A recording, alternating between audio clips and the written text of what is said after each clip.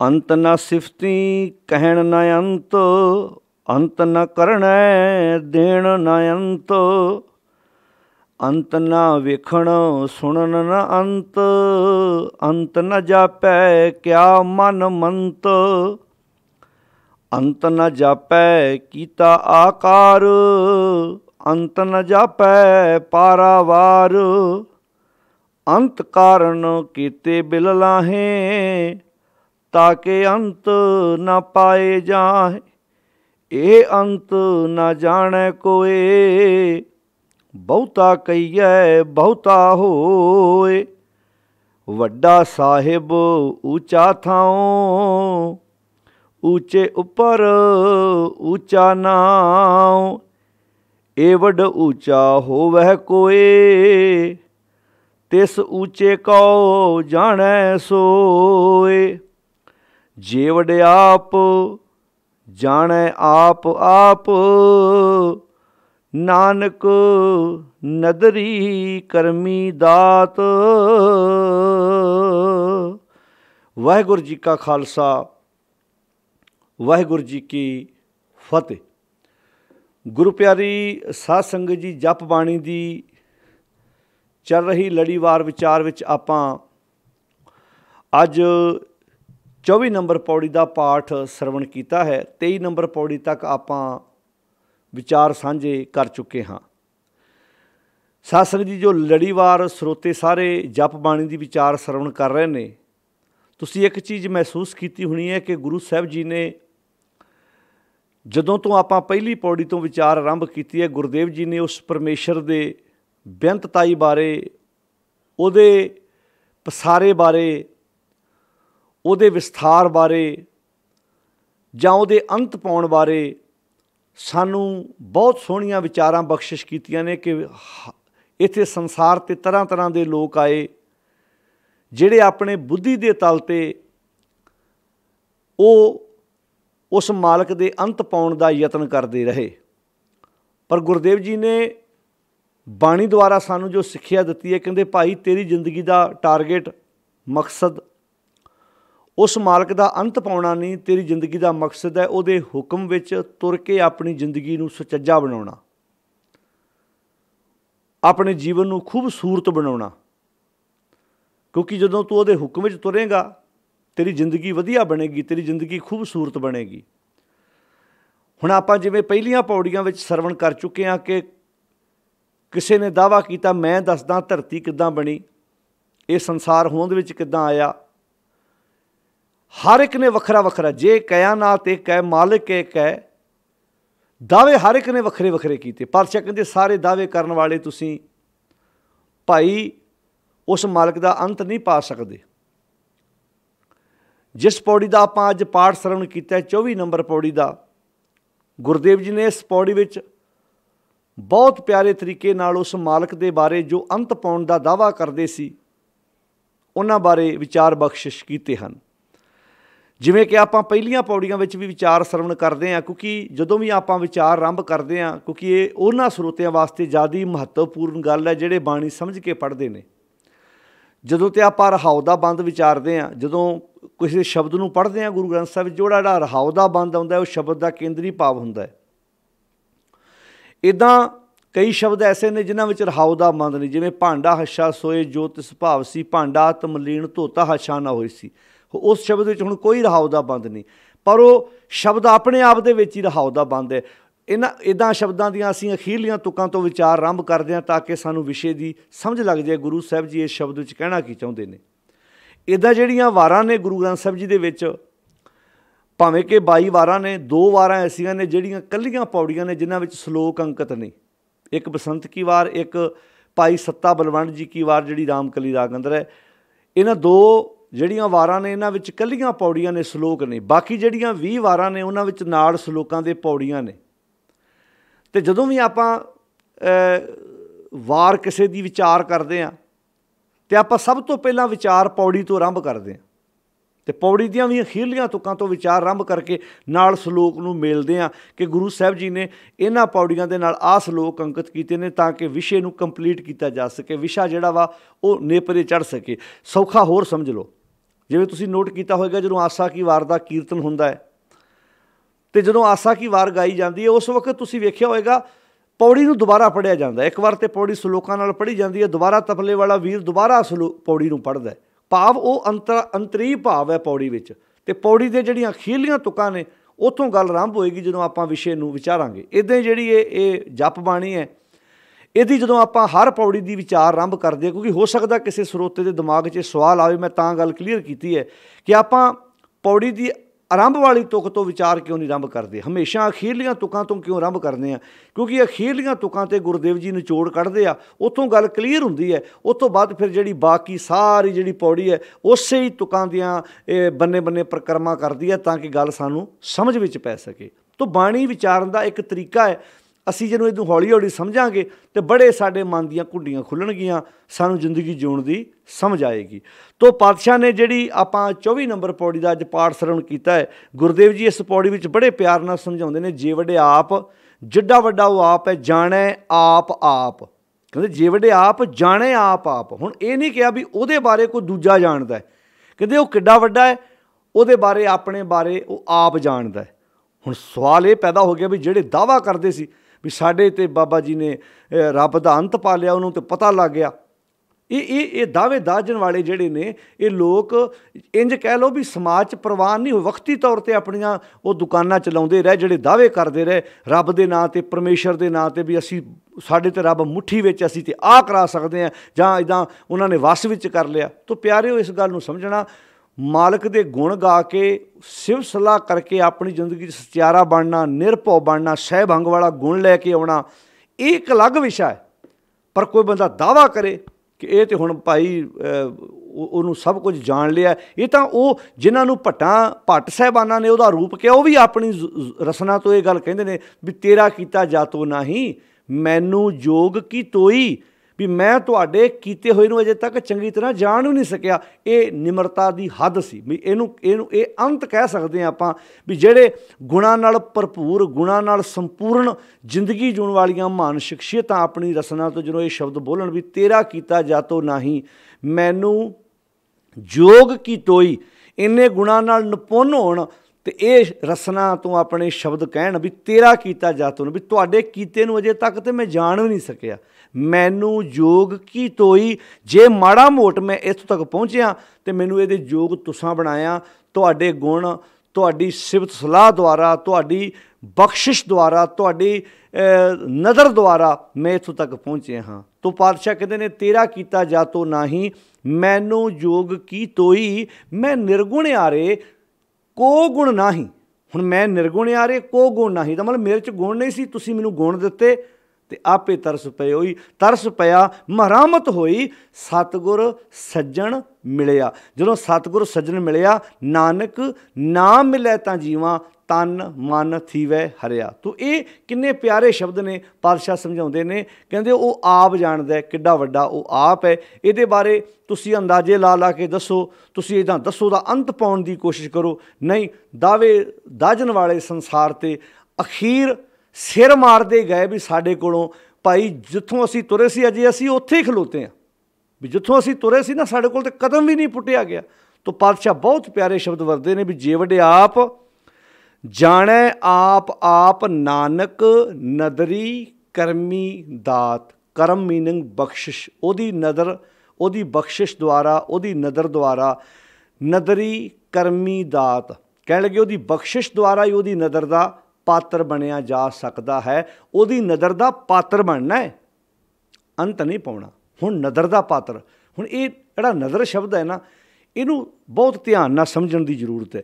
ਕਿਉਂਕਿ ਸਾਧ ਸੰਗਤ ਜਦੋਂ ਅਸੀਂ ਆਮ ਵੇਖਦੇ ਹਾਂ ਸਮਾਜ ਦੇ ਵਿੱਚ, ਅਤੇ ਆਮ ਹੀ ਜਦੋਂ ਕੋਈ ਬੰਦਾ ਗਲਤ ਰਸਤੇ ਪਿਆ ਹੈ ਜਾਂ ਕੋਈ ਚੰਗੇ ਬੰਨੇ ਨਹੀਂ ਤੁਰਦਾ, ਆਮ ਹੀ ਕਹਿਣਗੇ ਭਾਈ ਜਦੋਂ ਬਖਸ਼ਿਸ਼ ਹੋਏਗੀ, ਜਦੋਂ ਉਹਦੀ ਨਜ਼ਰ ਦਾ ਪਾਤਰ ਬਣਾਗਾ ਤਾਂ ਸਭ ਕੁਝ ਹੋਏਗਾ। ਹੁਣ ਸਵਾਲ ਪੈਦਾ ਹੁੰਦਾ ਵੀ ਜਦੋਂ ਅਸੀਂ ਇਹ ਕਹਿੰਦੇ ਹਾਂ ਵੀ ਪ੍ਰਮਾਤਮਾ ਸਾਰਿਆਂ ਨੂੰ ਬਰਾਬਰ ਜਾਣਦਾ, ਉਹ ਸਾਰੇ ਉਹਦੇ ਹੁਕਮ ਵਿੱਚ ਰਜਾ ਵਿੱਚ ਨੇ, ਅਤੇ ਫਿਰ ਇਹਦਾ ਅਰਥ ਵੀ ਕਿਸੇ ਉੱਤੇ ਉਹ ਨਜ਼ਰ ਕਰ ਦਿੰਦਾ ਹੈ, ਕਿਸੇ ਉੱਤੇ ਨਜ਼ਰ ਨਹੀਂ ਕਰਦਾ। ਕਦੀ ਸੋਚ ਕੇ ਵੇਖੋ ਵੀ ਆਪਾਂ ਇੰਝ ਮੰਨਾਂਗੇ ਵੀ ਕਿਸੇ 'ਤੇ ਮਾਲਕ ਬਖਸ਼ਿਸ਼ ਕਰ ਦਿੰਦਾ, ਕਿਸੇ 'ਤੇ ਨਹੀਂ ਕਰਦਾ, ਇਹਦਾ ਮਤਲਬ ਰੱਬ ਵੀ ਵਿਤਕਰੇ ਕਰਦਾ। ਹੁਣ ਇਹ ਕਿਉਂਕਿ ਅਸਲ ਵਿੱਚ ਜਿਹੜੀ ਪਰਮੇਸ਼ਰ ਦੀ ਜਿਹੜੀ ਵਿਚਾਰ ਹੈ ਇਹ ਜਦੋਂ ਸਾਡੇ ਉੱਤੇ ਥੋਪੀ ਗਈ ਹੈ ਨਾ, ਇੱਦਾਂ ਦੀ ਰੱਬ ਬਣਾ ਕੇ ਪੇਸ਼ ਕੀਤਾ ਗਿਆ। ਜਦੋਂ ਗੁਰਮਤਿ ਦਾ ਅਸੀਂ ਰੱਬ ਵੇਖਾਂ, ਉਹ ਤਾਂ ਨਿਰਵੈਰ ਹੈ, ਉਹ ਨਿਰਭਉ ਹੈ, ਉਹ ਅਕਾਲ ਮੂਰਤ ਹੈ, ਉਹ ਅਜੂਨੀ ਹੈ, ਸਹਿਬੰਗ ਹੈ। ਤੋ ਜਦੋਂ ਗੁਰੂ ਨਾਨਕ ਸਾਹਿਬ ਨੇ ਉਸ ਪਰਮੇਸ਼ਰ ਦਾ ਰੂਪ ਬਿਆਨ ਕਰਨ ਦੀ ਕੋਸ਼ਿਸ਼ ਕੀਤੀ, ਉੱਥੇ ਸ਼ਬਦ ਵਰਤੇ ਨੇ। ਕਹਿੰਦੇ ਉਹਨੂੰ ਤੁਸੀਂ ਇੱਦਾਂ ਥੋੜ੍ਹਾ ਪੇਸ਼ ਕਰ ਸਕਦੇ ਹੋ ਵੀ ਇੱਦਾਂ ਕੋਈ ਬੰਦਾ ਤੁਰਿਆ ਆ ਰਿਹਾ, ਉਹਨੂੰ ਸਾਹਮਣੇ ਆਣ ਕੇ ਰੱਬ ਮਿਲ ਗਿਆ। ਪਹਿਲਾਂ ਤਾਂ ਰੱਬ ਬਾਰੇ ਗੁਰਦੇਵ ਨੇ ਕਲੀਅਰ ਕਰਤਾ ਵੀ ਉਹ ਗੁਣੀ ਨਿਧਾਨ ਹੈ, ਭਾਵ ਉਹ ਤੁਹਾਡੇ ਵਿੱਚ ਸਰਬ ਵਿਆਪਕ ਹੈ, ਭਾਵ ਤੁਹਾਡੇ ਨਾਲ ਹੈ, ਤੁਹਾਡੇ ਵਿੱਚ ਹੈ। ਜਦੋਂ ਇਹ ਉਦਾਹਰਨਾਂ ਦੇ ਕੇ ਸਾਨੂੰ ਸਮਝਾਇਆ ਵੀ ਜਿਵੇਂ ਇੱਕ ਦੁੱਧ ਵਿੱਚ ਘਿਓ ਹੈ, ਲੱਕੜ ਵਿੱਚ ਅੱਗ ਹੈ। ਹੁਣ ਲੱਕੜ ਵਿੱਚ ਅੱਗ ਦਿਸਦੀ ਥੋੜ੍ਹਾ ਹੈ, ਲੱਕੜ ਵਿੱਚ ਅੱਗ ਦਿਸਦੀ ਥੋੜ੍ਹਾ, ਪਰ ਲੱਕੜ ਨੂੰ ਹੁਣ ਆਪਾਂ ਜਦੋਂ ਆਪਣੇ ਘਰ ਵਿੱਚ ਰਾਤ ਨੂੰ ਬੈੱਡ 'ਤੇ ਸੌਂਦੇ ਹਾਂ, ਕੋਈ ਬੰਦਾ ਕਹਿ ਸਕਦਾ ਮੈਂ ਅੱਗ 'ਤੇ ਸੁੱਤਾਂ? ਇੱਦਾਂ ਕਦੀ ਕਹਿੰਦਾ? ਹੁਣ ਆਪਣੇ ਘਰ ਦਾ ਦਰਵਾਜ਼ਾ ਲੱਕੜ ਦਾ ਹੁੰਦਾ, ਆਪਾਂ ਕਦੀ ਇੱਦਾਂ ਕਹਿੰਦੇ ਹਾਂ ਵੀ ਮੈਂ ਆਪਣੇ ਘਰ ਦੀ ਰਾਖੀ ਲੱਕੜ ਨੂੰ ਅੱਗ ਨੂੰ ਰਾਖੀ ਬਿਠਾ ਕੇ ਆਇਆ? ਹੈ ਤੇ ਅੱਗ ਹੀ ਹੈ ਨਾ, ਵਿੱਚ ਉਹਦੇ ਅੱਗ ਹੈ, ਪਰ ਇਹਦਾ ਅੱਗ ਦਿਸਦੀ ਥੋੜ੍ਹੀ ਦਾ ਸਾਹਮਣੇ। ਉਹ ਤਾਂ ਜਦੋਂ ਤੀਲੀ ਲਾਉਂਦੇ ਆ ਫੇਰ ਜਾ ਕੇ ਦਿਸਦੀ ਹੈ। ਤੋ ਇੱਦਾਂ ਗੁਰਦੇਵ ਨੇ ਬਾਣੀ ਜਦੋਂ ਗੱਲ ਕਹਿ ਦਿੱਤੀ ਵੀ ਜਿੱਦਾਂ ਬਨਸਪਤੀ ਦੇ ਵਿੱਚ ਅੱਗ ਹੈ, ਜਿਵੇਂ ਦੁੱਧ ਵਿੱਚ ਘਿਓ ਹੈ, ਇੱਦਾਂ ਉਹ ਮਾਲਕ ਤੁਹਾਡੇ ਵਿੱਚ ਸਮਾਇਆ ਹੋਇਆ ਹੈ। ਭਾਈ ਤੁਸੀਂ ਉਹਦਾ ਅੰਤ ਨਹੀਂ ਪਾ ਸਕਦੇ। ਉਹਦਾ ਤੇ ਅੰਤ ਪਾਉਣਾ ਬਹੁਤ ਦੂਰ ਦੀ ਗੱਲ ਹੈ। ਉਹਦੀਆਂ ਬਣਾਈਆਂ ਹੋਈਆਂ ਦਾਤਾਂ ਦਾ, ਉਹਦੀ ਰਚੀ ਹੋਈ ਸ੍ਰਿਸ਼ਟੀ ਦਾ ਅੰਤ ਪਾਉਣਾ ਵੀ ਬੰਦਿਆ ਤੇਰੇ ਵੱਸ ਦੀ ਗੱਲ ਨਹੀਂ ਹੈ। ਤੋ ਫਿਰ ਗੱਲ ਨੂੰ ਸਮਝਿਓ। ਪਾਤਸ਼ਾਹ ਇੱਥੇ ਕਹਿੰਦੇ ਨੇ ਤੇਰਾ ਜ਼ਿੰਦਗੀ ਦਾ ਟਾਰਗੇਟ ਹੈ ਉਹਦੀ ਨਦਰ ਦਾ ਪਾਤਰ ਬਣਨਾ, ਅਤੇ ਨਦਰ ਦਾ ਪਾਤਰ ਬਣਨ ਵਾਸਤੇ ਤੈਨੂੰ ਉਹਦੀ ਰਜਾ ਵਿੱਚ ਤੁਰਨਾ ਪੈਣਾ ਹੈ। ਇਹ ਨਹੀਂ ਤੂੰ ਕਹਿ ਸਕਦਾ ਕਿ ਵੇਖੋ ਜੀ ਮਾਲਕ ਨੇ ਮੇਰੇ ਨਾਲ ਵਿਤਕਰਾ ਕੀਤਾ। ਅਕਸਰ ਆਪਾਂ ਤੁਸੀਂ ਵੇਖਿਆ ਹੋਏਗਾ ਆਮ ਸਾਡੇ ਵਿਆਹਾਂ ਸ਼ਾਦੀਆਂ ਦੇ ਕਾਰਡ ਉੱਤੇ ਵੀ ਇੱਕ ਗੁਰਬਾਣੀ ਦੀ ਪੰਕਤੀ ਅਕਸਰ ਲਿਖੀ ਜਾਂਦੀ ਹੈ। ਕਿਸੇ ਘਰ ਕੋਈ ਖੁਸ਼ੀ ਦਾ ਫੰਕਸ਼ਨ ਹੋਵੇ ਅਤੇ ਇਹ ਸ਼ਬਦ ਨਾ ਪੜ੍ਹਿਆ ਜਾਵੇ, ਐਸਾ ਹੋ ਹੀ ਨਹੀਂ ਸਕਦਾ। ਅਗਲਾ ਆਪਣੇ ਘਰ ਦਾ ਸਮਾਗਮ ਜਿਹੜਾ ਉਹ ਕੰਪਲੀਟ ਹੀ ਨਹੀਂ ਮੰਨਦਾ, ਮੁਕੰਮਲ ਨਹੀਂ ਮੰਨਦਾ ਜਦੋਂ ਤੱਕ ਇਹ ਸ਼ਬਦ ਨਾ ਪੜ੍ਹੇ ਜਾਵੇ। ਕਿਹੜਾ ਜੀ? ਲੱਖ ਖੁਸ਼ੀਆਂ ਪਾਤਸ਼ਾਹੀਆਂ, ਅੱਗੇ ਕੀ ਹੈ ਜੀ? ਜੇ ਸਤਿਗੁਰ ਨਦਰ ਕਰੇ। ਹੁਣ ਤੁਸੀਂ ਵੇਖੋ ਜੇ ਨਾ ਕਿਤੇ ਰਾਗੀ ਜਥਾ ਕੀਰਤਨ ਕਰਦਿਆਂ ਸ਼ਬਦ ਨਾ ਵੀ ਪੜ੍ਹੇ ਤਾਂ ਚੇਤਾ ਕਰਾਇਆ ਜਾਂਦਾ, ਭਾਈ ਸਾਹਿਬ ਜੀ ਉਹ ਸ਼ਬਦ ਜ਼ਰੂਰ ਪੜ੍ਹੋ ਨਾ। ਤਾਂ ਉਹ ਸਾਨੂੰ ਇੰਝ ਲੱਗਦਾ ਕਿ ਆ ਜੋ ਸਾਰਾ ਕੁਝ ਹੋ ਰਿਹਾ ਸੀ ਉਹਦੇ ਨਦਰ ਦੇ ਪਾਤਰ ਬਣ ਗਏ ਆ। ਵੀ ਲੱਖ ਖੁਸ਼ੀਆਂ ਲੱਖਾਂ ਖੁਸ਼ੀਆਂ ਪਾਤਸ਼ਾਹੀਆਂ ਜੇ ਸਤਿਗੁਰ ਨਦਰ ਕਰੇ। ਜੇ ਅਸੀਂ ਸਤਿਗੁਰ ਦੀ ਨਜ਼ਰ ਦੇ ਪਾਤਰ ਬਣ ਗਏ ਹਾਂ ਅਤੇ ਆ ਲੱਖਾਂ ਖੁਸ਼ੀਆਂ ਪਾਤਸ਼ਾਹੀਆਂ ਸਾਨੂੰ ਜਿਹੜੀਆਂ ਮਿਲ ਗਈਆਂ, ਪ੍ਰਾਪਤ ਹੋ ਗਈਆਂ ਨੇ। ਹੁਣ ਕਦੀ ਸੋਚ ਕੇ ਵੇਖਿਓ ਕਿ ਉਹਦੇ ਅਰਥ ਇਹ ਨੇ ਵੀ ਲੱਖਾਂ ਖੁਸ਼ੀਆਂ ਪਾਤਸ਼ਾਹੀਆਂ ਮਿਲ ਗਈਆਂ ਸਾਡੇ ਉੱਤੇ ਨਦਰ ਦੀ। ਹੁਣ ਇੱਦਾਂ ਤੇ ਆਪਾਂ ਸਮਾਜ ਵਿੱਚ ਜੇ ਆਪਾਂ ਬਖਸ਼ਿਸ਼ ਨਦਰ ਇੱਦਾਂ ਮੰਨੀਏ, ਹੁਣ ਜਿਹਦੇ ਘਰ 2 ਪੁੱਤਰ ਹੋ ਜਾਂਦੇ ਆ, ਜਿਹਦੇ ਘਰ ਇੱਕ ਬੇਟਾ ਹੋ ਜਾਂਦਾ, ਉਹ ਕਹਿੰਦਾ ਬੜੀ ਰੱਬ ਦੀ ਕਿਰਪਾ ਜੀ, ਰੱਬ ਨੇ ਪੁੱਤਰਾਂ ਦੀ ਦਾਤ ਬਖਸ਼ਿਸ਼ ਕੀਤੀ ਹੈ। ਅੱਛਾ, ਹੁਣ ਨਾਲ ਲਾਗੇ ਇੱਕ ਦੂਜੀ ਭੈਣ ਹੈ ਜਿਹਦੇ ਘਰ ਔਲਾਦ ਹੈ ਹੀ ਨਹੀਂ, ਉਹ ਕੀ ਮੰਨੇ? ਹੁਣ ਉਹ ਇੱਦਾਂ ਕਵੇ ਰੱਬ ਨੇ ਬੜੀ ਕਰੋਪੀ ਕੀਤੀ, ਰੱਬ ਨੇ ਤਾਂ ਵਿਤਕਰਾ ਕਰਤਾ, ਇਹਨੂੰ 2 ਦੇ ਅਤੇ ਮੈਨੂੰ 1 ਵੀ ਨਹੀਂ ਦਿੱਤਾ। ਹੁਣ ਧਿਆਨ ਨਾਲ ਸੁਣਿਓ, ਭਾਵੇਂ ਸ਼ਬਦ ਸਾਡੀ ਜ਼ੁਬਾਨ 'ਤੇ ਅਕਸਰ ਚੜ੍ਹਿਆ। 2 ਭੈਣਾਂ ਨੇ, ਇੱਕ ਭੈਣ ਦੇ ਘਰ 2 ਬੇਟੇ ਨੇ, ਇੱਕ ਭੈਣ ਦੇ ਘਰ 1 ਵੀ ਬੱਚਾ ਨਹੀਂ। ਉਹ ਇੱਦਾਂ ਕਹਿ ਰਹੇ ਜਦੋਂ ਉਹਨਾਂ ਦੇ ਸਾਹਮਣੇ ਕਹਿੰਦੇ ਬੜੀ ਰੱਬ ਦੀ ਕਿਰਪਾ, ਲਹਿਰਾਂ ਬਹਿਰਾਂ ਪਾਈ, ਪੋਤਰਿਆਂ 'ਚ ਬੈਠੇ ਆ, ਪੁੱਤਰਾਂ ਦੀਆਂ ਦਾਤਾਂ ਬਖਸ਼ਿਸ਼ ਕੀਤੀਆਂ ਨੇ। ਉਹ ਇੱਦਾਂ ਕਹਿੰਦੇ ਬੜੀ ਮਾਲਕ ਦੀ ਨਜ਼ਰ ਐ ਤੁੱਠਿਆ ਪਿਆ ਜੀ, 2 ਬੱਚੇ 2 ਪੁੱਤਰ ਦਿੱਤੇ ਰੱਬ ਨੇ।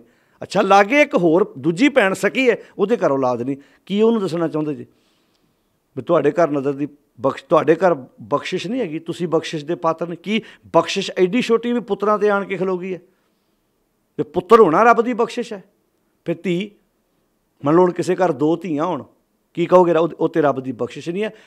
ਕੱਲੀ ਧੀ ਪੁੱਤ ਇਹੋ ਰੱਬ ਦੀ ਬਖਸ਼ਿਸ਼ ਨਹੀਂ ਹੈ। ਇੱਦਾਂ ਤਾਂ ਕਈ ਕਹਿਣਗੇ ਗੱਡੀ ਲੈ ਆਉਣਗੇ, ਬੜੀ ਰੱਬ ਦੀ ਕਿਰਪਾ ਜੀ, ਬੜੀ ਰੱਬ ਦੀ ਰਹਿਮਤ ਆ, ਬਖਸ਼ਿਸ਼ ਉਹਦੀ ਗੱਡੀ ਮਿਲੀ। ਹੁਣ ਜਦੋਂ ਕੋਈ ਗੱਡੀ ਹੈ ਨਹੀਂ, ਉਹ ਬਖਸ਼ਿਸ਼ ਤੋਂ ਖਾਲੀ ਹੈ।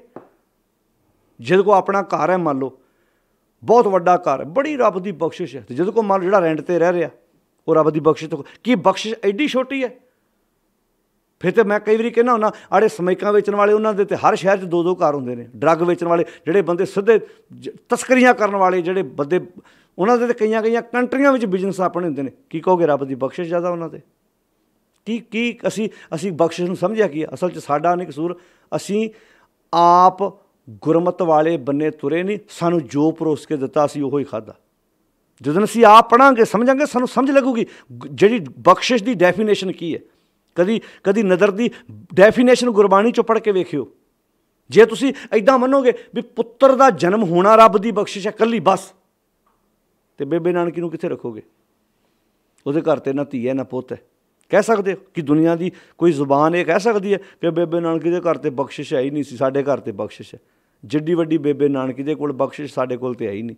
वो तो बिना औलाद तो भी अज बेबे नानकी का नाम हैगा। इत्थे मैं तिन्ना पुत्रां वालियां, चार पुत्रां वालियां मावां नूं भी दूजी तीजी पीढ़ी बाद पता ही नहीं हैगा। हुण मैं एक सवाल कर लगा, तुसीं घरां 'च बैठे स्रोते सुन रहे हो, सानूं कोई इत्थे बैठिया पुछे साडी दादी का की नाम है, सारिआं नूं पता होना, परदादी का की नाम पता है।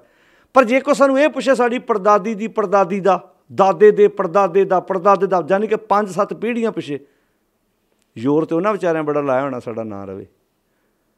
वो पुत्रां धीआं वालियां भी उन्हां दा अज कोई नां नहीं, तो बेबे नानकी का बिना औलाद तो भी नां है। क्यों? क्योंकि बेबे नानकी ने चंगे, हुण भगत पूਰਨ सिंह की गल ही कर लो, उन्हां दा नां उन्हां दी औलाद करके है, उन्हां दे अपने कम्मां करके है, उन्हां दे अपने मोया गंढ नेकी सत होए। हुण इहदा अर्थ ये ना लै लिओ, मैं नहीं कहता औलाद नहीं होनी चाहिए, ਇਹਦਾ अर्थ ये नहीं कहता फिर इदां लगना भी आ बाबे चंगे ने ਜਿਹੜੇ कहते वेखो जी असीं तो वधिया। ना ना, मैं ये कहना भी तुसीं आनंद कारज कराया, जे औलाद होगी तां भी ठीक है, जे नहीं होगी तो एडा तरलो मसी होने की लोड़ भी नहीं भी हाए रब। ताइयों तो इत्थों तो डेरावाद वधिया है, इत्थों तो लोग कहणगे बाबा जी कृपा कर दिओ ना। इदां बाबा जी जो नज़र कर जाते ना, फिर तो मझां दुੱਧ दिंदियां ने। इदां वो बाबे की नज़र नाल दुੱਧ दिंदियां कि उन्होंने पट्ठे पाउण नाल दुੱਧ दिंदियां ने। तुसीं पट्ठे ना पाओ बाबे नूं, इदां नज़र करके दुੱਧ दे के विखावे मझां, उन्होंने पट्ठे पाने पैने, उन्होंने सेवा संभाल करनी पैनी। तो असी बख्शिश नूं बहुत छोटा कर दिता। तो फिर गल नूं समझिओ, असी बहुत, क्योंकि असल दे विच गल ये भी साडे दिमाग 'च गल्लां पाईआं गईआं, ये गल्लां साडे दिमाग 'च पा के इदां भर दित्तियां गईआं भी शायद इस तो अगे कख भी नहीं, इदां दुनिया के पदार्थ मिल जाने। प्यारे बाणी 'च बहुत प्यारी गल सतगुर ने कही है, अपुष्ट बात ते भई सीधरी दूत दुष्ट सजनई। ध्यान ना सुनियो, अपुष्ट बात आ है रब की कृपा। अपुष्ट बात ते भई सीधरी, पुठियां गल्लां करन वाली सोच, पुठे विचार अंदर आउंदे सी, हुण सीधे विचार आउण लग पे। अपुष्ट बात ते भई सीधरी दूत दुष्ट सजनई, जिहड़े अंदर दूत बने सी ना, दुश्मन 5 वकार बैठे सी, हुण वो निकल गए ते अंदर सज्जन आ गए, जानी कि तब्दील हो गए। दूत दुष्ट सजनई अंधकार में रतन प्रगाशिओ, जिहड़ा अंदर हनेरा सी ना, अज्ञानता दा, औगणा दा, हुण रतन प्रकाश पे, यानी कि गुण चमक पे। अंधकार में रतन प्रकाशिओ ते मलीन बुद्ध हछ नई, मैली बुद्ध हछी होगी, साफ होगी। नानक नजरी करमी दात, सुख संपत हर नाम फल पाए। सुख संपत, संपत हुंदा संपत्ति, भी फलाने बंदे कोई इन्नी संपत्ति है, सुख की संपत्ति, आत्मक तौर की, आत्मक ज्ञान की संपत्ति, जिहड़ा अंदर दा रहस खेड़ा, ये संपत्ति। कई बंदे को बड़ा धन पदार्थ हुंदा पर अंदर की संपत्ति नहीं हुंदी, वो खुश नहीं हुंदे। इन्ना कुछ होने तो बाद तुसीं कई बार वेख्या होगा, एक बंदा 70 लाख 80 लाख की करोड़ की गड्डी 'च भी आ रहा खिजिया है, तो रिक्शे वाला कई बार हस रहा हुंदा है, अंदरों हस रहा हुंदा खिड़खड़ा के। हुण वो हासे नूं कई लोग तरसदे ने, वो जो हासा रिक्शे वाला हस रहा ना, उस हासे नूं लोग लभदे ने, ये किदां हस रहा। हुण उहदा तरीका बस जिंदगी जीउण दा खेड़े 'च है, बस गल इन्नी क है। तो गल फिर समझिओ, जिहड़ी गल ध्यान मंगदी भी सुख संपत, गुरु अर्जन साहिब का वाक है, सुख संपत, सुख की संपत्ति। किहड़ा सुख? बाहरला सुख नहीं ना, ये अंदर की गल हो रही है। अंदर का सुख किहड़ा? जदों तुहाडे ज्ञान अंदरे सही दिशा वाले बन्ने तुरदे ने। सुख संपत हर नाम फल पाए, हरी नाम फल प्राप्त हो गया, यानी कि अंदर गुण टेगे, चंगियाइयां टेगियां, अमृत दा खूह अंदरों लभ गया। मन मेरे अंतर तेरा निधान है, बाहर वस्तना भाल। मन रे थिर रहो, मत कत जाही जियो, बाहर ढूंढत बहुत दुख पावे, घर अमृत कट माही जियो। सुख संपत हर नाम फल पाए, कदों? सतगुर मिलई जो कृपा गोबिंद भई। जो गोबिंद की कृपा होगी तो सतगुर मिलई। सुख संपत हर नाम फल पाए, हर नाम फल पाए। जो हरि दे नाम पा, सच की प्राप्ति हो गई। जो कृपा गोबिंद भई, जो कृपा गोबिंद की, हुण गोबिंद की कृपा की है भी पुठियां गल्लां करन वाली, पुठे विचार आउंदा सी, विचार सीधे आउण लग पे। अपुष्ट बात ते भई सीधरी, दूत दुष्ट सजनई, अंधकार में रतन प्रकाशियो, मलीन बुद्ध हसनई। सुख संपत हर नाम फल पाए, सतगुर मिलई जो कृपा गोबिंद भई। गोबिंद की कृपा आ है, कृपा आ है बख्श, आ है नज़र के पात्र बनना। भी पुठियां गल्लां करन वाला सही सोचण लग पिया। जो माँ बारे पुठा सोचदा सी, भरावां बारे, भैणां दोस्तां मित्रां बारे, अपने बिजनस पार्टनर बारे गलत सोचदा सी, हुण सही सोचण लग पिया। ते सोच विचों कर्म जन्म लैंदे ने। ये सब तो वड्डी रब दी बख्शिश है।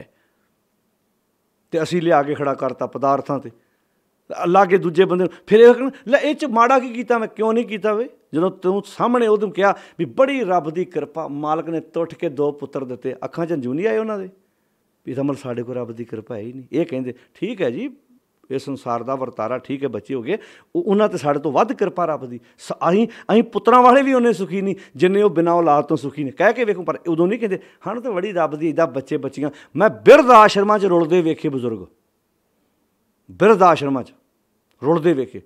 ਦੂਰ ਕੀ ਜਾਣਾ, ਕਰੋਨਾ ਵਾਇਰਸ 'ਚ ਵੇਖੇ ਸੀ, ਆਪਣੇ ਸੰਸਕਾਰ ਕਰਨ ਨਹੀਂ ਆਏ। ਹੋ ਸਕਦਾ ਅਰਦਾਸਾਂ ਕਰ ਕਰਕੇ ਲਏ ਹੋਣ ਵੀ ਐਡਾ ਪਿਆਰ ਸੀ, ਜਾਂਦੇ ਹਾਂ ਕੋਲ ਸੰਸਕਾਰ ਕਰਨ ਵਾਸਤੇ, ਐਦਾਂ ਪਿਛਾਂਹ ਹੋ ਗਏ ਹੋਵੇ।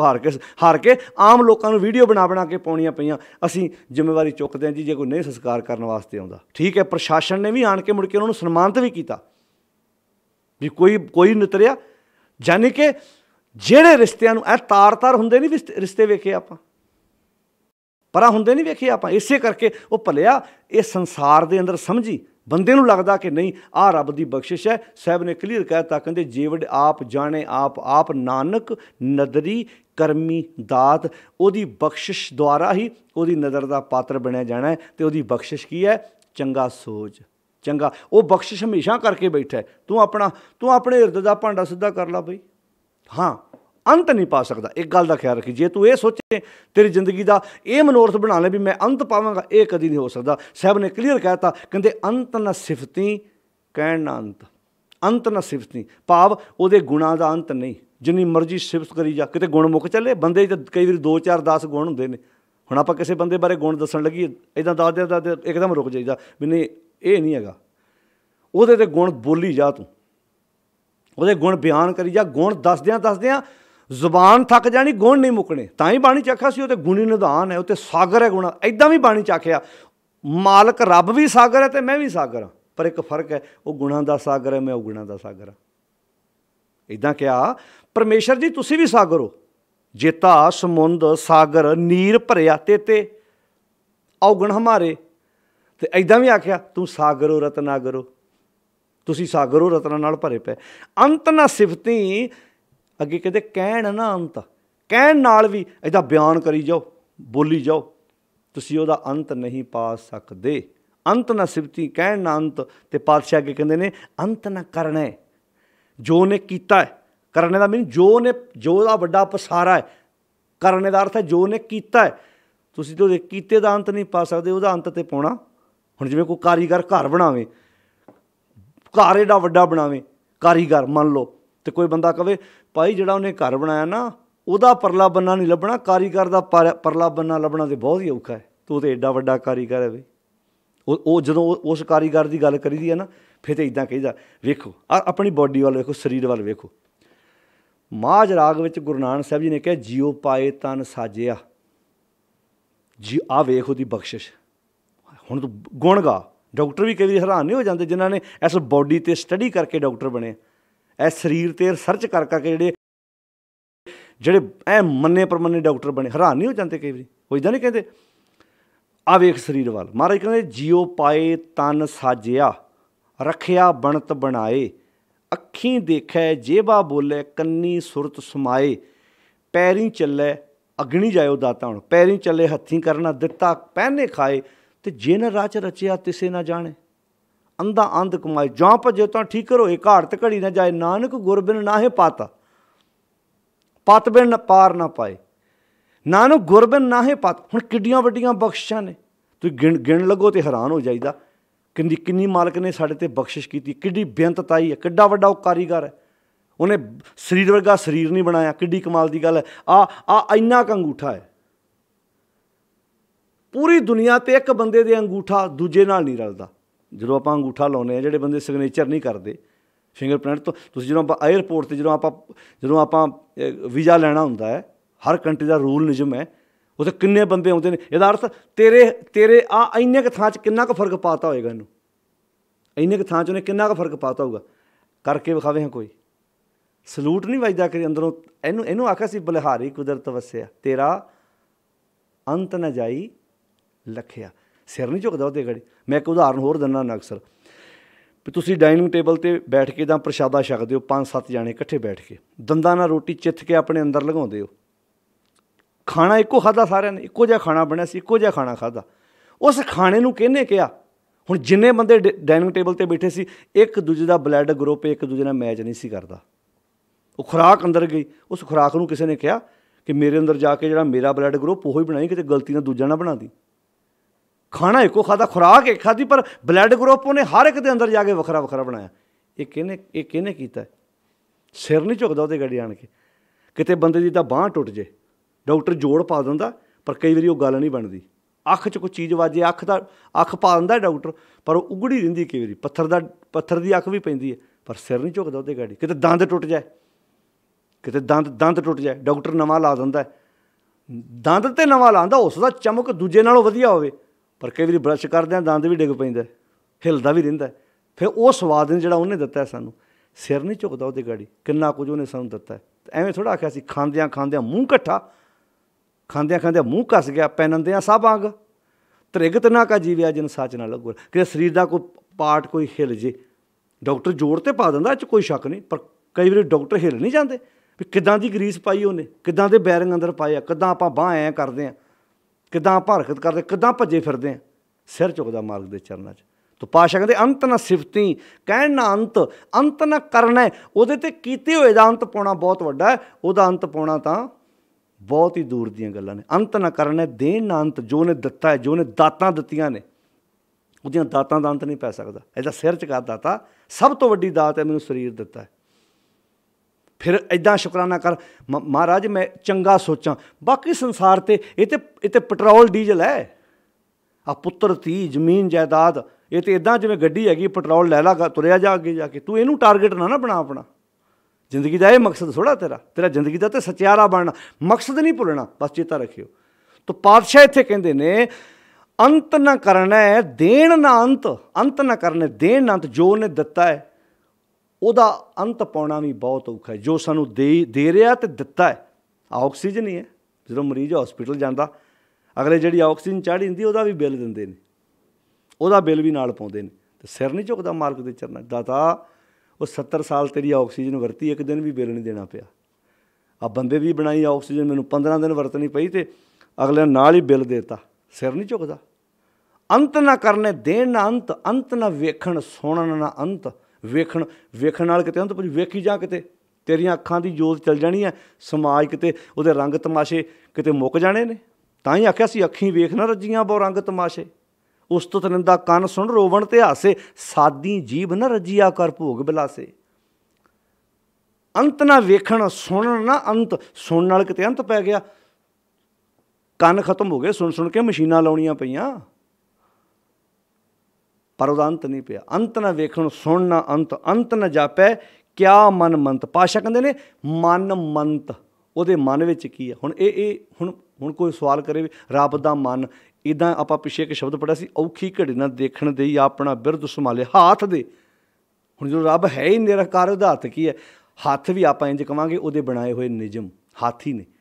जिवें आपां कह मैनूं ते हत्थ दे के बचा गया किदां बचा गया बई ਉਹਦੇ बनाए हुए निजम की जो मैं पालना की मैं बच गया भाई। तो इत्थे जो रब मैनू किदां बचा के जो बंदा बंदे की हैल्प करता है एक इंसान अंदर जो चंगियाई जन्म लेंदी है वो हैल्प करता आ किन्ने बंदे वो नहीं किदा भाई मेरे वास्ते रब बन के बौड़िया फलाना मैं रब नहीं वेख्या। जिवें भगत कबीर जी ने कहा कहते रब जी मैं थोड़ा तुहानूं वेख्या पर मैं महसूस करदा तुसीं माँ वर्गे होवोगे।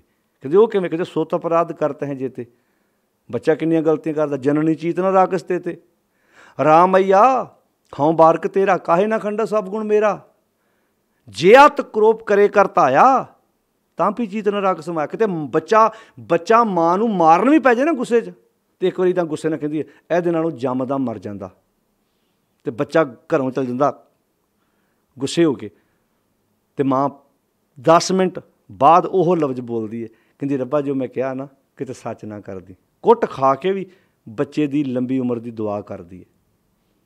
कहंदा रब जी मैं तुहानूं नहीं वेख्या मैं महसूस किया कि तुहानूं पता सी हर थां ते मैं किद्दां होना तुसीं मां बनाती ਤੁਸੀਂ ਪਿਓ ਬਣਾਤਾ, ਤੁਸੀਂ ਭੈਣ ਭਰਾ ਬਣਾਤੇ, ਤੁਸੀਂ ਦੋਸਤ ਮਿੱਤਰ ਬਣਾਤੇ। ਭਾਵ ਤੁਸੀਂ ਹਰ ਇੱਕ ਥਾਂ 'ਤੇ ਆ ਵਿਆਪਕ ਹੈ। ਜਦੋਂ ਸਮਾਜ ਇੱਦਾਂ ਤੁਰਾਂਗੇ, ਸਮਾਜ ਕਿੰਨਾ ਸੋਹਣਾ ਬਣੇਗਾ। ਹੁਣ ਕਿੱਦਾਂ ਦੇ ਪੱਥਰ ਦੇ ਲੋਕ ਹੋਣਗੇ ਜਿਨ੍ਹਾਂ ਨੂੰ ਮਾਂ 'ਚੋਂ ਪਿਤਾ 'ਚੋਂ ਰੱਬ ਨਹੀਂ ਦੱਸਿਆ, ਅਤੇ ਪੱਥਰਾਂ 'ਤੇ ਪਾਣੀ ਡੋਲੀ ਜਾਂਦੇ ਆ, ਪੱਥਰਾਂ 'ਤੇ ਦੁੱਧ ਚੜਾਈ ਜਾਂਦੇ ਆ। ਉਹ ਕਿੱਦਾਂ ਦੇ ਲੋਕ ਹੋਣਗੇ?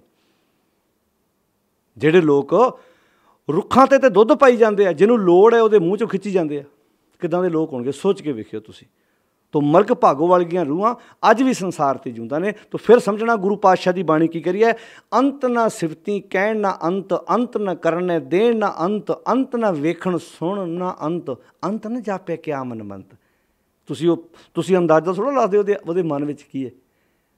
ਤੁਸੀਂ ਉਹਦੇ ਨਿਯਮ ਨੂੰ, ਉਹਦੇ ਹੁਕਮ ਨੂੰ ਤੁਸੀਂ ਇੱਦਾਂ ਸਮਝ ਸਕੋ। ਇਹ ਕਿੱਦਾਂ ਹੋਏਗਾ? ਤੁਸੀਂ ਤਾਂ ਭਾਈ ਉਹਦੇ ਹੁਕਮ 'ਚ ਤੁਰਨ ਦੀ ਕੋਸ਼ਿਸ਼ ਕਰੋ। ਅੰਤ ਪਾਉਣ ਵਾਲੇ ਬਣੇ ਤੁਰੋਗੇ ਤੇ ਆਪਣਾ ਨੁਕਸਾਨ ਕਰਾ ਪਾਓਗੇ। ਅੰਤ ਨਾ ਜਾਪੇ ਕਿਆ ਮਨ ਮੰਤ, ਅੰਤ ਨਾ ਜਾਪੇ ਕੀਤਾ ਆਕਾਰ। ਆਕਾਰ ਦੇ ਰਾਜ ਨੂੰ ਇੱਥੇ ਔਂਕੜ ਹੈ। ਜਗਤ, ਉਹਦੇ ਜਗਤ ਦਾ ਉਹਦਾ ਜਗਤ ਹੋਂਦ ਵਿੱਚ ਆਇਆ।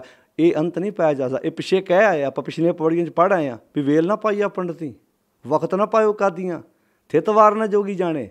ਤਿੰਨਾਂ ਦੀ ਗੱਲ ਕਰਤੀ ਮਹਾਰਾਜ ਨੇ ਵੀ ਜਾ ਕਰਤਾ ਸ੍ਰਿਸ਼ਟੀ ਕੋ ਸਾਜੇ। ਅੰਤ ਨਾ ਜਾਪੇ ਕੀਤਾ ਆਕਾਰ, ਅੰਤ ਨਾ ਜਾਪੇ ਪਾਰਾਵਾਰ। ਉਹਦੇ ਪਾਰਾਵਾਰ ਦਾ ਅੰਤ ਨਹੀਂ ਪਾਇਆ ਜਾ ਸਕਦਾ। ਉਰਲਾ ਪਰਲਾ ਬੰਨਾ ਨਹੀਂ ਲੱਭਿਆ ਜਾ ਸਕਦਾ। ਅੰਤ ਨਾ ਜਾਪੇ ਪਾਰਾਵਾਰ, ਅਤੇ ਅੰਤ ਕਾਰਨ ਕੀਤੇ ਵਿਲਲਾਹੇ। ਉਹਦਾ ਅੰਤ ਪਾਉਣ ਲਈ ਕਿੰਨੇ ਤਰਲੋ ਮੱਛੀ ਹੁੰਦੇ ਰਹੇ, ਕਿੰਨੇ ਤਰਲੇ ਲੈਂਦੇ ਰਹੇ।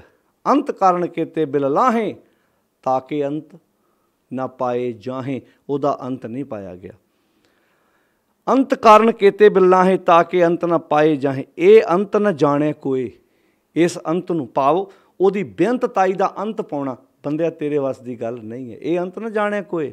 ਬਹੁਤਾ ਕਹੀਏ ਇੱਦਾਂ ਬੰਦਾ ਕਵੇ ਨਾ, ਬਹੁਤਾ ਕਹੀਏ, ਬੇਅੰਤ ਕਵੇ ਰੱਬ ਨੂੰ, ਬੇਅੰਤ ਕਵੇ, ਬਹੁਤਾ ਕਹੀਏ, ਬਹੁਤਾ ਹੋਏ, ਅਤੇ ਫਿਰ ਪਛਤਾਉਣਾ ਬੰਦੇ ਨੇ ਵੀ ਅਜੇ ਮੈਂ ਪ੍ਰੋਪਰ ਸ਼ਬਦ ਨਹੀਂ ਉਹ ਲੱਭ ਸਕਿਆ। ਜਿਵੇਂ ਆਪਾਂ ਪਿੱਛੇ ਅਸੰਖ ਸ਼ਬਦ ਪੜ੍ਹਿਆ ਵੀ ਅਸੰਖ ਸ਼ਬਦ, ਅਸੰਖ ਸਭ ਕੁਝ ਹੈ। ਉੱਥੇ ਕਹਿਤਾ ਅਸੰਖ ਕਹੈ ਸਿਰ ਭਾਰ ਹੋਏ। ਅਸੰਖ ਕਹਿ ਕੇ ਵੀ ਸਿਰ 'ਤੇ ਭਾਰ ਚੁੱਕਣ ਵਾਲੀ ਗੱਲ ਹੈ। ਇੱਥੇ ਤਾਂ ਅਸੰਖ ਸ਼ਬਦ ਵੀ ਛੋਟਾ ਪੈ ਰਿਹਾ। ਇੱਥੇ ਕੀ ਕਹਿ ਰਿਹਾ ਪਹਿਲਾਂ? ਇਹਦਾ ਲੜੀ ਹੈ। ਸ਼ਬਦ ਵੱਖਰੇ ਵੱਖਰੇ ਨੇ ਪਰ ਕਰਨ ਇੱਕੋ ਹੀ ਹੈ ਕਿ ਬੰਦਿਆ ਤੇਰੀ ਜ਼ਿੰਦਗੀ ਦਾ ਮੈਂ ਕਈ ਵਾਰੀ ਮਹਿਸੂਸ ਕਰਦਾ ਇਹ ਜਪ ਬਾਣੀ 'ਚ ਇਹ ਬਾਰ-ਬਾਰ ਪੌੜੀ, ਹਰ ਪੌੜੀ ਵਿੱਚ ਇਹ ਗੱਲ ਕਿਉਂ ਕਹੀ? ਇਹਦਾ ਅਰਥ ਕਿੰਨਾ ਰੌਲਾ ਪਿਆ ਹੋਏਗਾ ਗੁਰੂ ਨਾਨਕ ਸਾਹਿਬ ਵੇਲੇ ਇਸ ਗੱਲ ਦਾ। ਤਾਂ ਹੀ ਗੁਰੂ ਸਾਹਿਬ ਨੂੰ ਇਸ ਵਿਸ਼ੇ 'ਤੇ ਇੰਨੀ ਵਿਚਾਰ ਕਰਨੀ ਪਈ। ਹੁਣ ਜੋ ਤੁਰੇ ਕਿਵੇਂ ਸਚਿਆਰਾ ਹੋਈ ਹੈ। ਤੋਂ ਪੜ੍ਹਿਓ ਸਾਧ ਸੰਗਤ ਜੀ, ਤੁਸੀਂ ਧਿਆਨ ਨਾਲ ਇਸ ਪੌੜੀਆਂ ਨੂੰ ਪੜ੍ਹ ਕੇ ਵੇਖਿਓ ਵੀ ਇੱਥੇ ਬਾਰ-ਬਾਰ ਰੱਬ 'ਤੇ ਅੰਤ ਪਾਉਣ ਦੀ ਗੱਲ ਹੀ ਕਿਉਂ ਕਹੀ। ਇਹਦਾ ਅਰਥ ਲੋਕ ਦਾਅਵਾ ਕਰਦੇ ਹੋਣਗੇ ਜਿਵੇਂ ਅੱਜ ਨਹੀਂ ਇੱਕ ਦੂਜੇ ਦੇ ਮੋਢੇ 'ਤੇ ਹੱਥ ਰੱਖ ਕੇ ਜਦ ਤੂੰ ਪਛਾਓ ਮੈਂ ਦੱਸਦਾ ਰੱਬ ਕੀ ਆ।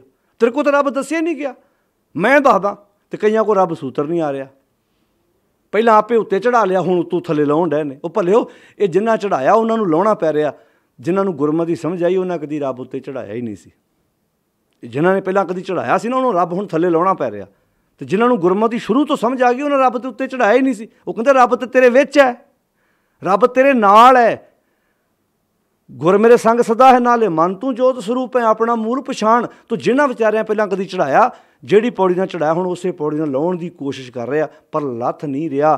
ਫੇਰ ਕਿਤੇ ਨਾ ਕਿਤੇ ਉਲਝ ਜਾਂਦੇ ਆ, ਫੇਰ ਕਿਤੇ ਨਾ ਕਿਤੇ ਉਲਝ ਜਾਂਦੇ ਆ, ਫੇਰ ਕਿਤੇ ਨਾ ਕਿਤੇ ਖੱਜਲ ਹੋ ਜਾਂਦੇ ਆ, ਪਰੇਸ਼ਾਨ ਹੋ ਜਾਂਦੇ ਆ। ਫਿਰ ਉਹਨਾਂ ਨੂੰ ਕੋਈ ਪ੍ਰੋਬਲਮ ਹੈ। ਸਭ ਤੋਂ ਵੱਡੀ ਗੱਲ ਹੈ ਜਦੋਂ ਤੁਸੀਂ ਗੁਰਮਤ ਨੂੰ, ਜਦੋਂ ਅੰਦਰ ਸੱਚ ਹੋਏਗਾ, ਗੁਰਮਤ ਵਾਲਾ ਪੱਖ ਹੋਏਗਾ, ਬੰਦਾ ਬੜੀ ਵਿਵੇਕੀ ਨਾਲ ਇਸ ਗੱਲ ਨੂੰ ਸਮਝ ਸਕੇਗਾ। ਉਹ ਕਾਰਨ ਕੀ ਹੈ? ਜਦੋਂ ਗੁਰਮਤ ਦੇ ਇਹਨਾਂ ਪੱਖਾਂ ਨੂੰ ਤੁਸੀਂ ਸਮਝੋਗੇ ਤੇ ਗੱਲ ਕਲੀਅਰ ਹੋ ਜਾਏਗੀ, ਗੱਲ ਕਲੀਅਰ ਹੋ ਜਾਏਗੀ।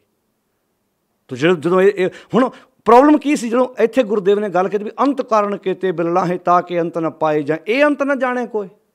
ਬਹੁਤਾ ਕਹੀਏ, ਬਹੁਤਾ ਹੋਏ, ਉਹਨੂੰ ਬਹੁਤਾ ਕਹਿ ਕੇ ਨਾ ਵੱਡਾ ਕਹਿ ਕੇ ਫੇਰ ਪਛਤਾਉਣਾ ਪੈਣਾ। ਹੁਣ ਤਾਂ ਹੀ ਤੁਸੀਂ ਵੇਖੋ ਕਈਆਂ ਕੋਈ ਸੂਤਰ ਨਹੀਂ ਆ ਰਿਹਾ। ਕਈਆਂ ਨੇ ਕਹਿਤਾ ਪਹਿਲਾਂ ਜੀ ਕੁਦਰਤ ਰੱਬ ਆ, ਫੇਰ ਕਹਿੰਦਾ ਕੁਦਰਤ ਵੀ ਰੱਬ ਆ। ਇਹ ਮਤਲਬ ਰੱਬ ਦੋ ਹੋ ਗਏ ਨਾ ਵੀ ਕੁਦਰਤ ਵੀ ਰੱਬ ਆ। ਅੱਛਾ ਕਹਿੰਦੇ ਦੂਜਿਆਂ ਨੂੰ ਆ, ਵੇਖੋ ਜੀ ਇਹਨਾਂ ਨੇ ਦੋ ਰੱਬ ਬਣਾ ਤੇ ਆ ਕੀ ਆ?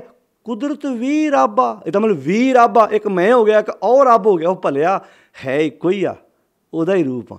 ਹੁਣ ਲਫ਼ਜ਼ ਕੀ ਆ? ਲਫ਼ਜ਼ ਨਹੀਂ ਸੂਤਰ ਆ ਰਿਹਾ।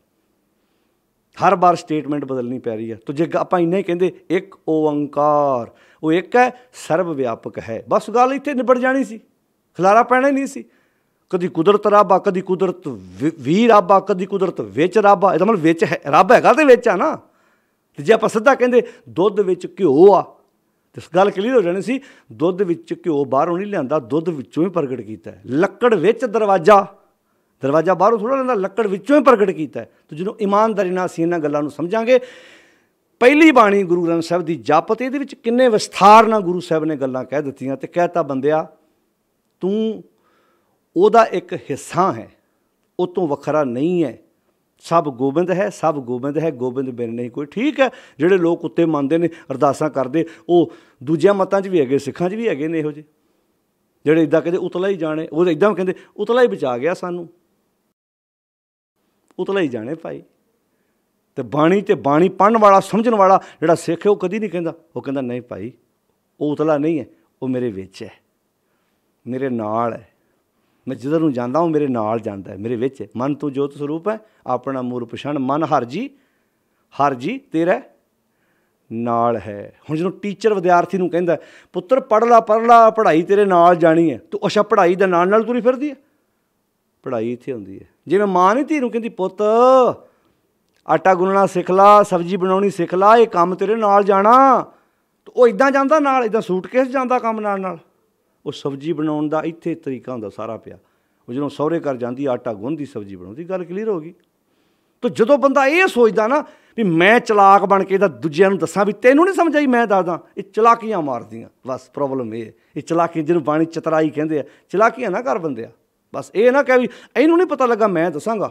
ਤਾਂ ਪਾਤਸ਼ਾਹ ਕਹਿੰਦੇ ਭਾਈ ਇੱਥੇ ਕਈ ਆਏ ਅੰਤ ਕਾਰਨ ਕੇਤੇ ਬਿਲ ਰਾਹੇ, ਤਾਂ ਕਿ ਅੰਤ ਨਾ ਪਾਏ ਜਾਹੇ। ਇਹ ਅੰਤ ਨਾ ਜਾਣੇ ਕੋਈ, ਬਹੁਤਾ ਕਹੀਏ ਬਹੁਤਾ ਹੋਏ। ਵੱਡਾ ਸਾਹਿਬ, ਉੱਚਾ ਥਾਂ, ਉਹ ਆ ਵੱਡਾ ਹੈ, ਜੋ ਆ ਵੱਡਾ ਉਹਦਾ ਟਿਕਾਣਾ ਵੀ ਵੱਡਾ ਹੋਏਗਾ। ਉੱਚਾ ਥਾਂ, ਉੱਚੀ ਉੱਪਰ ਉੱਚਾ ਨਾਮ। ਜਿੱਡਾ ਵੱਡਾ ਆਪ ਹੈ ਉਹਦਾ ਨਾਮਣਾ ਵੀ ਉੱਡਾ ਵੱਡਾ ਹੈ। ਜੇ ਵੱਡੇ ਆਪ, ਕਿੱਡੀ ਪਿਆਰੀ ਗੱਲ ਕਹਿ ਦਿੱਤੀ ਪਾਤਸ਼ਾਹ ਕਹਿੰਦੇ ਇਹ ਅੰਤ ਨਾ ਜਾਣੇ ਕੋਏ, ਬਹੁਤਾ ਕਹੀਏ ਬਹੁਤਾ ਹੋਏ। ਵੱਡਾ ਸਾਹਿਬ ਉੱਚਾ ਥਾਂ, ਉੱਚੇ ਉੱਪਰ ਉੱਚਾ ਨਾਉ। ਏਵਡ ਉੱਚਾ ਹੋਵੇ ਕੋਏ, ਤਿਸ ਉੱਚੇ ਕੋ ਜਾਣੇ ਸੋਏ। ਹੁਣ ਕਹਿੰਦੇ ਜੇ ਉਹਨੂੰ ਜਾਣਨ ਵਾਸਤੇ ਉਹਦੇ ਜਿੱਡਾ ਉੱਚਾ ਹੋਣਾ ਪੈਣਾ ਹੈ ਪਾਇਆ ਤੇਰੀ, ਵੀ ਤੂੰ ਉਹਦੇ ਜਿੱਡਾ ਉੱਚਾ ਹੋ ਸਕੇ। ਉੱਥੇ ਗੱਲ ਕਲੀਅਰ ਸੀ। ਮਹਾਰਾਜ ਇੱਕ ਗੱਲ ਦਾ ਖਿਆਲ ਰੱਖਿਓ, ਸੂਰਜ ਦੀ ਰੌਸ਼ਨੀ 'ਚ ਤੁਸੀਂ ਕੰਮ ਕਰ ਸਕਦੇ ਹੋ, ਪਰ ਜੇ ਸੂਰਜ ਵੱਲ ਸਿੱਧਾ ਅੱਖਾਂ ਪੜ ਕੇ ਵੇਖੀਏ ਤਾਂ ਅੱਖਾਂ ਦੀ ਰੌਸ਼ਨੀ ਗਵਾ ਪਾਵਾਂਗੇ। ਬਸ ਆਹ ਚੇਤਾ ਰੱਖਣਾ ਸੀ। ਅਸੀਂ ਗੱਲ ਕਰੀ ਕਹਿੰਦੇ ਏਵਡ ਉੱਚਾ ਹੋਵੇ ਕੋਈ, ਉਹਦੇ ਜਿੱਡਾ ਕੋਈ ਉੱਚਾ ਹੋਵੇ ਤੇ ਸੂਚੇ ਕੋ ਜਾਣੇ ਸੋਏ। ਅਤੇ ਹੁਣ ਜਿਹੜਾ ਵੀ ਕਹੂਗਾ ਮੈਂ ਉਹਦੇ ਜਿਹੜਾ ਉੱਚਾ ਹੈਗਾ, ਫਿਰ ਉਹਨੇ ਆਪੇ ਹਿਸਾਬ ਲਾ ਲਓ ਇਹੋ ਜਿਹੇ ਬਾਰੇ ਬਾਣੀ ਕੀ ਕਹਿੰਦੀ ਹੈ। ਜੇ ਕੋ ਆਖੇ ਬੋਲ ਵਿਗਾੜ ਤਾਂ ਸਿਰ ਗਾਵਾਰ ਵਾਲੀ ਗੱਲ ਬਣ ਜਾਣੀ ਹੈ ਵੀ ਮੂਰਖਾਂ ਦੇ ਸਿਰ ਮੂਰਖ ਗਿਣਿਆ ਜਾਏਗਾ ਜਿਹੜਾ ਆ ਬੜਬੋਲਾ ਹੋ ਕੇ ਗੱਲ ਪੇਸ਼ ਕਰਨ ਦੀ ਕੋਸ਼ਿਸ਼ ਕਰੇ। ਤਾਂ ਗੁਰਦੇਵ ਨੇ ਕਲੀਅਰ ਗੱਲਾਂ ਕਹਿ ਦਿੱਤੀਆਂ, ਸਪਸ਼ਟ ਕਹਿ ਦਿੱਤੀਆਂ। ਪਹਿਲਾਂ ਕਿ ਏਵਡ ਉੱਚਾ ਹੋਵੇ ਕੋਏ, ਤਿਸ ਉੱਚੇ ਕੋ ਜਾਣੇ ਸੋਏ। ਜੇਵੜ ਆਪ ਜਾਣੇ ਆਪ ਜਿੱਡਾ ਵੱਡਾ ਉਹ ਆਪ ਹੈ, ਉਹ ਆਪਣੇ ਬਾਰੇ ਖੁਦ ਆਪ ਜਾਣਦਾ। ਨਾਨਕ ਨਦਰੀ ਕਰਮੀ ਦਾਤ। ਤਾਂ ਸਾਡਾ ਟਾਰਗੇਟ ਇਹ ਥੋੜ੍ਹਾ ਕਿ ਮੈਂ ਉਹਦਾ ਅੰਤ ਪਾਉਣਾ, ਮੈਂ ਦੱਸੂਗਾ ਵੀ ਇੱਦਾਂ ਦਾ ਨਾ। ਸਾਡਾ ਟਾਰਗੇਟ ਹੈ ਕਿਵੇਂ ਸਚਿਆਰਾ ਹੋਈ ਹੈ, ਕਿਵੇਂ ਕੂੜੇ ਟੁੱਟੇ ਪਲ ਹੁਕਮ ਰਜਾਈ। ਅਤੇ ਹੁਕਮ ਕੀ ਹੈ? ਸਾਨੂੰ ਗੁਰਬਾਣੀ ਦੱਸ ਚੁੱਕੀ ਆ। ਹੁਕਮ ਉਹਦੀ ਰਜਾ 'ਚ ਤੁਰਨਾ ਹੈ। ਮੈਂ ਆਪਣੇ ਗੁਰੂ ਦੀ ਸਿੱਖਿਆ ਨੂੰ ਲੈ ਕੇ ਤੁਰਨਾ। ਅਤੇ ਜਿਹੜਾ ਇਹ ਕਹਿੰਦਾ ਗੁਰੂ ਗ੍ਰੰਥ ਸਾਹਿਬ 'ਚ ਕਿਹੜਾ ਇਹੋ ਜਿਹਾ ਗਿਆਨ ਹੈ ਜਿਹੜਾ ਜੀ ਹੁਕਮ 'ਚ, ਕੋਈ ਇਹ ਦੱਸੇ ਗੁਰੂ ਗ੍ਰੰਥ ਸਾਹਿਬ 'ਚ ਕਿਹੜਾ ਐਸਾ ਗਿਆਨ ਹੈ ਜਿਹੜਾ ਜੀਵਨ ਨੂੰ ਸਚਿਆਰਾ ਨਹੀਂ ਬਣਾਉਂਦਾ। ਸਵਾਲ ਇਹ ਹੈ। ਹੁਣ ਇਹ ਜਹਾਜ਼ ਬਣਾਉਣ ਦਾ ਗਿਆਨ ਥੋੜ੍ਹਾ ਅਸੀਂ ਕਹਿੰਦੇ ਗੁਰੂ ਗ੍ਰੰਥ ਸਾਹਿਬ 'ਚ ਹੈਗਾ, ਨਾ ਹੀ ਦਾਅਵੇ ਕਰਦੇ ਹਾਂ, ਨਾ ਇਹ 'ਚ ਕੋਈ ਗੁਰੂ ਗ੍ਰੰਥ ਸਾਹਿਬ ਕੋਈ ਕਵੇ ਜੀ ਆਹ ਫਲਾਣਾ ਕੰਮ ਕਰ। ਗੁਰੂ ਗ੍ਰੰਥ ਸਾਹਿਬ ਜੀਵਨ ਨੂੰ ਸਚਿਆਰਾ ਬਣਾਉਣ ਦਾ ਮੁਕੰਮਲ ਗਿਆਨ ਹੈ, ਮੁਕੰਮਲ ਗਿਆਨ। ਕਿਉਂਕਿ ਜਿਹੜੇ ਪੰਜ ਵਕਾਰ ਬੰਦੇ ਨੂੰ ਸਤਾਉਂਦੇ ਨੇ, ਉਹਨਾਂ ਨੂੰ ਕਿੱਦਾਂ ਹੈਂਡਲ ਕਰਨਾ, ਕਿੱਦਾਂ ਨੱਥ ਪਾਉਣੀ ਹੈ, ਕਿੱਦਾਂ ਸੂਤਰ 'ਚ ਰੱਖਣਾ ਹੈ, ਕਿੱਦਾਂ ਜ਼ਿੰਦਗੀ ਨੂੰ ਖੂਬਸੂਰਤ ਬਣਾਉਣਾ ਹੈ, ਕਿੱਦਾਂ ਆਪਣੇ ਅੰਦਰ ਜਿਹੜਾ ਵਿਗਾੜ ਪਿਆ ਹੋਇਆ ਇਹਨੂੰ ਸਹੀ ਕਰਨਾ, ਮੁਕੰਮਲ ਗਿਆਨ ਹੈ ਗੁਰੂ ਗ੍ਰੰਥ ਸਾਹਿਬ ਦੀ ਬਾਣੀ 'ਚ। ਇਹਦਾ ਪੜ੍ਹੋ, ਸਮਝੋ, ਵਿਚਾਰੋ। ਹੁਣ ਵੱਖਰੀ ਗੱਲ ਹੈ ਜਿਹਨੇ ਪਰਿਕਰਮਾ ਕੀਤੀਆਂ ਭਾਈ, ਜਿਹਨੇ ਕੋਲ ਬੈਠ ਕੇ ਗੁਰਬਾਣੀ ਦੇ ਉਹ ਲਾਗੇ ਇਕੱਲਾ ਪਾਣੀ ਦੀਆਂ ਕਰੂਲੀਆਂ ਕੀਤੀਆਂ, ਸਾਡਾ ਥੋੜ੍ਹਾ ਕਸੂਰ ਹੈ ਕੋਈ। ਜਦੋਂ ਤੁਸੀਂ ਚੁੱਭੀ ਮਾਰ ਕੇ ਵੇਖੋਗੇ ਬਹੁਤ ਕੁਝ ਪ੍ਰਾਪਤ ਕੀਤਾ ਇਹਦੇ ਵਿੱਚੋਂ। ਇੱਦਾਂ ਰਹੱਸ ਆਨੰਦ ਆਇਆ, ਸਮਝ ਆਈ ਉਹਨਾਂ ਨੂੰ, ਜਿਹਨਾਂ ਨੂੰ ਬਾਣੀ ਦੀ ਵਿਚਾਰ ਦਾ ਪਤਾ ਲੱਗਾ। ਤਾਂ ਗੁਰੂ ਗ੍ਰੰਥ ਸਾਹਿਬ ਦੀ ਬਾਣੀ ਸਭ ਕੁਝ ਹੈ। ਪੜ੍ਹਾਂਗੇ, ਸਮਝਾਂਗੇ, ਵਿਚਾਰਾਂਗੇ ਅਤੇ ਆਤਮਿਕ ਸਰਮਾਇਆ ਅਸੀਂ ਗੁਰੂ ਦੀ ਬਾਣੀ ਵਿੱਚੋਂ ਇਕੱਠਾ ਕਰ ਪਾਵਾਂਗੇ। ਆਓ, ਜਦੋਂ ਅਸੀਂ ਇੰਝ ਕਹਿੰਦੇ ਹਾਂ, ਅਸੀਂ ਇਹ ਨਹੀਂ ਕਹਿੰਦੇ ਵੀ ਦੂਜਿਆਂ ਮਤਾਂ ਵਿੱਚ ਕੋਈ ਹੋਏਗਾ ਗਿਆਨ ਕਿਸੇ ਕੋਲ, ਉਹਨਾਂ ਨੂੰ ਆਪਣਾ ਗਿਆਨ ਮੁਬਾਰਕ ਹੈ। ਪਰ ਸਾਨੂੰ ਜੋ ਗੁਰੂ ਸਾਹਿਬ ਨੇ ਗਿਆਨ ਸੋਝੀ ਬਖਸ਼ਿਸ਼ ਕੀਤੀ ਹੈ, ਜੇ ਸੱਚੀ ਸਮਝ ਲਈਏ ਇਮਾਨਦਾਰੀ ਨਾਲ, ਤੇ ਬੜਾ ਕੁਝ ਪ੍ਰਾਪਤ ਹੋ ਸਕਦਾ ਹੈ। ਆਤਮਿਕ ਤੌਰ 'ਤੇ ਅਸੀਂ ਅਮੀਰ ਹੋਵਾਂਗੇ। ਇਹ ਖਜ਼ਾਨਾ ਹੈ ਕਿ ਪੁੱਤਰ ਦੀ ਨਾ ਵੀ ਪ੍ਰਾਪਤੀ ਹੋਵੇ ਅਤੇ ਐਂ ਬੰਦਾ ਖੇੜੇ ਵਿੱਚ ਰਵੇ, ਐ ਵਿਕਾਸ ਵਿੱਚ ਰਵੇ, ਚੜ੍ਹਦੀ ਕਲਾ ਵਿੱਚ ਰਵੇ, ਚੀਜ਼ ਦਾ ਆਉਣਾ ਚੀਜ਼ ਦਾ ਜਾਣਾ, ਅੰਦਰ ਦੇ ਖੇੜੇ 'ਚ ਕੋਈ ਫਰਕ ਨਾ ਪਾਵੇ। ਇਹ ਸਤਿਗੁਰ ਦੀ ਬਾਣੀ ਅੰਦਰ ਨੂੰ ਟਿਕਾ ਬਖਸ਼ਿਸ਼ ਕਰਤੀ ਆ। ਤੂੰ ਮੇਰੋ ਮੇਰ ਪਰਬਤ ਸੁਆਮੀ, ਓਟ ਗਹੀ ਮੈਂ ਤੇਰੀ, ਨਾ ਤੁਮ ਡੋਲੋ ਨਾ ਹਮ ਗਿਰਤੇ, ਰੱਖ ਲੀਨੀ ਹਰ ਮੇਰੀ। ਆਓ ਗੁਰਦੇਵ ਜੀ ਨੇ ਬਹੁਤ ਪਿਆਰੇ ਸ਼ਬਦਾਂ ਵਿੱਚ ਇਸ ਪੌੜੀ ਦੁਆਰਾ ਸਾਨੂੰ ਸਿੱਖਿਆ ਬਖਸ਼ਿਸ਼ ਕੀਤੀ ਹੈ। ਗੁਰੂ ਦੇ ਇਹਨਾਂ ਮਹਾਨ ਖਜ਼ਾਨਿਆਂ ਨੂੰ ਆਪਣੀ ਜ਼ਿੰਦਗੀ ਦਾ ਆਧਾਰ ਬਣਾਈਏ। ਨਾਨਕ ਕਦਰ ਕਰਮੀ, ਨਾਨਕ ਨਦਰੀ ਕਰਮੀ ਦਾਤ, ਉਹਦੀ ਬਖਸ਼ਿਸ਼ ਦੁਆਰਾ ਉਹਦੀ ਨਦਰ ਦੇ ਪਾਤਰ ਬਣੀਏ, ਅਤੇ ਨਦਰ ਦੇ ਪਾਤਰ ਬਣਨ ਵਾਸਤੇ ਉਹਦੀ ਰਜਾ ਵਿੱਚ ਤੁਰਨਾ ਪੈਣਾ ਹੈ ਤਾਂ ਕਿ ਜੀਵਨ ਖੂਬਸੂਰਤ ਬਣ ਸਕੇ। ਅੱਜ ਆਪਾਂ 24 ਨੰਬਰ ਪੌੜੀ ਦਾ ਪਾਠ ਤੇ ਵਿਚਾਰਾਂ ਦੀ ਸਾਂਝ ਕੀਤੀ ਹੈ। ਧੰਨਵਾਦ ਸਾਰੀ ਸੰਗਤ ਦਾ। ਤੁਸੀਂ ਰੂਟੀਨ ਨਾਲ ਲਗਾਤਾਰ ਸਰਵਣ ਕਰਦੇ ਹੋ। ਆਪ ਪੜ੍ਹੋ, ਸਮਝੋ, ਬਾਰ-ਬਾਰ ਅਭਿਆਸ ਕਰੋ, ਬਾਰ-ਬਾਰ ਪ੍ਰੈਕਟਿਸ ਕਰੋ ਤਾਂ ਕਿ ਸਾਡਾ ਜੀਵਨ ਵਧੀਆ ਬਣ ਸਕੇ, ਅਸੀਂ ਸਚਿਆਰੇ ਦਾ ਰੂਪ ਬਣ ਸਕੀਏ। ਸਾਰੇ ਦਾ ਧੰਨਵਾਦ ਜੀ। ਵਾਹਿਗੁਰੂ ਜੀ ਕਾ ਖਾਲਸਾ, ਵਾਹਿਗੁਰੂ ਜੀ ਕੀ ਫਤਿਹ।